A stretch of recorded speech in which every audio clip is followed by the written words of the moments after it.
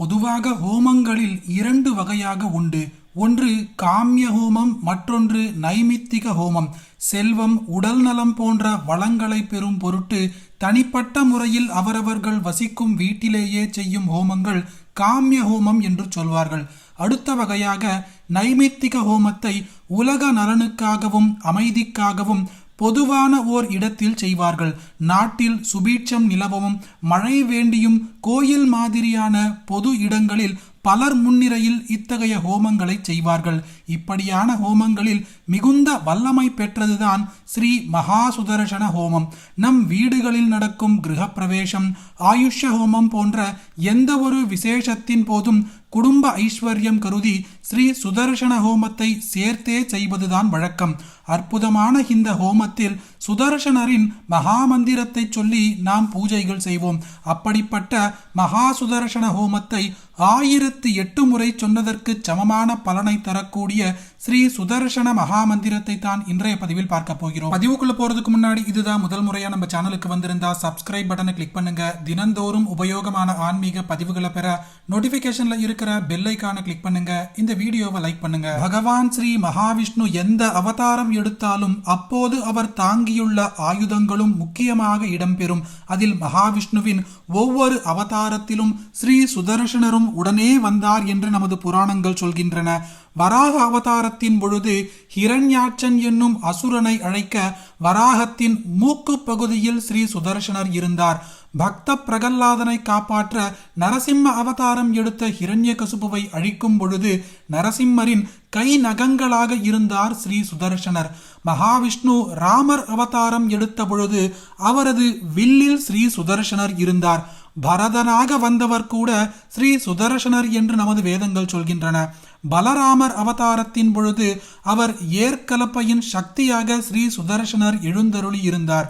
கிருஷ்ண அவதாரத்தின் பொழுது நேரடியாகவும் மறைமுகமாகவும் இருந்து நீதிநிலையைக்காக பாடுபட்டார் ஸ்ரீ சுதர்சனர். சிசுபாலன், ஜெயத்ரதன் போன்றோரை அழிப்பதற்கு பகவான் ஸ்ரீகிருஷ்ணருக்கு உதவியதும் ஸ்ரீ சுதர்சனரே.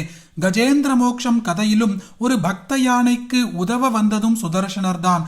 மகாவிஷ்ணுவின் ஆயுதங்கள் எண்ணற்றவை. இருப்பினும் அவற்றுள் மிகச் சிறந்ததாக போற்றப்படுவது 5 ஆயுதங்கள்: சங்கு, கதாயுதம், வாள், வில் மற்றும் சக்கரம். இதில் ஸ்ரீ சுதர்சன சக்கரமே ஸ்ரீ சக்கரத்தாழ்வார் என்று பெருமையுடன் நமக்கு காட்சி தருகிறார். அப்பேற்பட்ட சுதர்சனரின் மகா மந்திரத்தை வீட்டில் ஒரு முறை பக்தியோடு சொல்லுங்கள், அல்லது காதால் கேட்டாலே சொன்னதற்கு சமமான பலனை நம்மால் பெற முடியும். ஓம் சஹஸ்ராதித்ய சங்காஷம் சஹஸ்ரவதனம் பரம் சஹஸ்ரதோ சஹஸ்ராரம் பிரபத்யேஹம் சுதர்சனம் ரணத்கங்கிணி ஜாலேன ராட்சசக்னம் மகாத்புதம் வியாப்தகேஷம் விரூபாக்ஷம் பிரபத்யேஹம் சுதர்சனம் பிராகாரசஹிதம் மந்த்ரம் வதந்தம் சத்ருநிக்ரஹம் பூஷணைர்பூஷிதகரம் பிரபத்யேஹம் சுதர்சனம் புஷ்கரஸ்தமநிர்தேஷ்யம் மகாமந்திரேண சம்யுதம் சிவம் பிரசன்னவதனம் பிரபத்யேஹம் சுதர்சனம் ஓங்கார பைரவம் பீமம்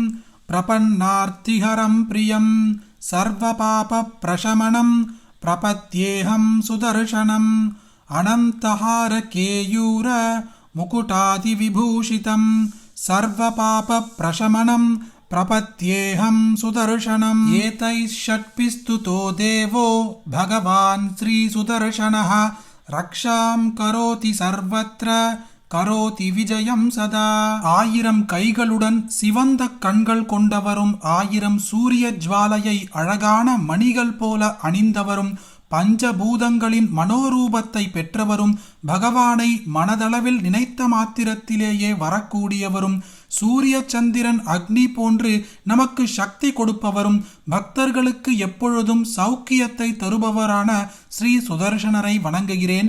ஞானம், பலம், ஐஸ்வர்யம், வீரியம் போன்றவற்றை அருள்பவரும் மந்திரங்களில் ராஜா போல விளங்குபவரும் சக்தியையே காப்பாற்றுபவரும் விஷ்ணு பக்தருமான சுதர்சனரை நான் போற்றுகிறேன் என்பதுதான் இந்த மந்திரத்தின் அர்த்தம். அதிசக்தி வாய்ந்த இந்த சுதர்சன மந்திரத்தை நாம் ஒரு முறை வீட்டில் சொன்னாலே 1008 முறை சுதர்சன ஹோமத்தை வீட்டில் செய்ததற்கு சமமான பலனை நம்மால் பெற முடியும். பலருக்குமே ரொம்பவும் உபயோகமாக இருக்கக்கூடிய இந்த பதிவை உங்களுக்கு தெரிஞ்ச எல்லாருக்குமே பகிருங்க.